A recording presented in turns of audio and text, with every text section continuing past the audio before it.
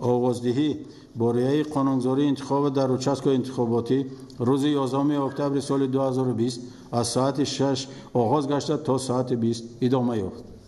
ҳамаи комиссияҳои участковии интихобот баъд аз анҷоми овоздиҳӣ аз рӯи муқаррароти қонунгузорӣ дар бораи интихобот натиҷаи овоздиҳиро дар ҳудуди ҳар як участка ҷамъбаст карда, протоколҳо тартиб дода, онҳоро ба комиссияҳои дахлдори ҳавзавии интихобот дастрас намуданд.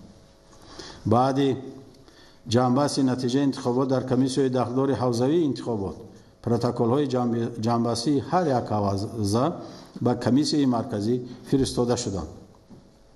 комиссияи марказӣ дар асоси протоколҳои комиссияҳои ҳавзавӣ натиҷаи пешакии интихоботи президенти ҷумҳурии Тоҷикистонро муайян кард.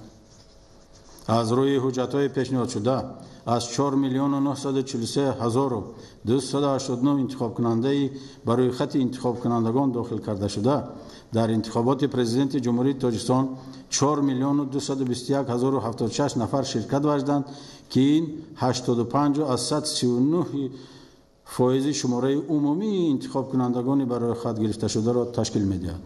ҳамин тавр طبق طلبات ماده 66 کنستیتوسیای جمهوری تاجیکستان و قسم دوم ماده 34 قانون کنسانی جمهوری تاجیکستان درباره انتخابات پرزیدنت جمهوری تاجیکستان با قرار کمیسیای مرکزی انتخابات و رایپرسی انتخابات پرزیدنت جمهوری تاجیکستان برگزار شده دانسته شد.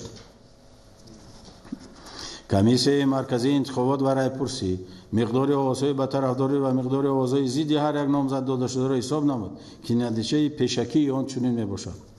عبداللهیف میراج سنانویچ طرفدار 49212 نفر 117%.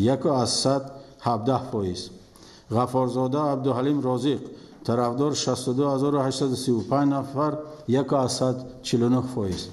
لطیفزاده رستم برات طرفدار 127746 نفر 3%. رحمتزاده رستم طرفدار 90587 نفر 2.15%. امامعلی رحمان طرفدار 3,837,927 نفر 92.92%.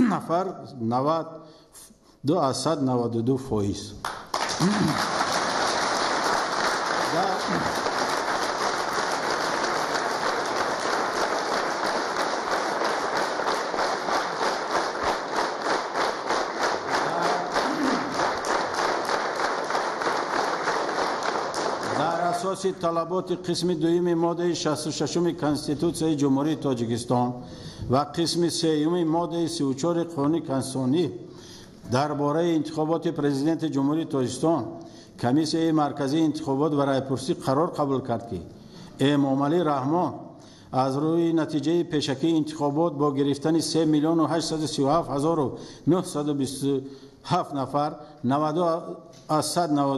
آواز انتخاب کنندگان در آوازدهی اشتراک کرده پرزیدنت جمهوری تاجیکستان انتخاب شده حسابیده شود.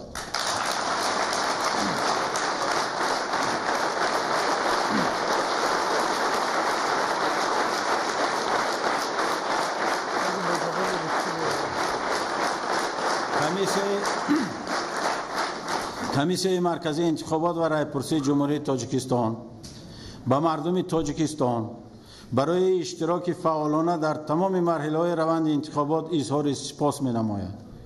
اینچنین به هیئت کمیسی‌های پایانی انتخابات، کارشناسان، حزب‌های سیاسی، اتحادیه‌های جمعیتی، جامعه شهروندی، مشاهدان بین‌المللی و ملی، نمایندگان واسطه اخبار عامه و همه آنهایی که با اشتراک فعالانه خود برای در وضعیت آرام و در فضای ثبات یکدیگر فهمی، آزادانه، دموکراتیک و شفاف برگزار گردیدن انتخابات سهم گذاشتند، minnatdori خود را بیان می‌نماییم. از توجهتان سپاسگزارم.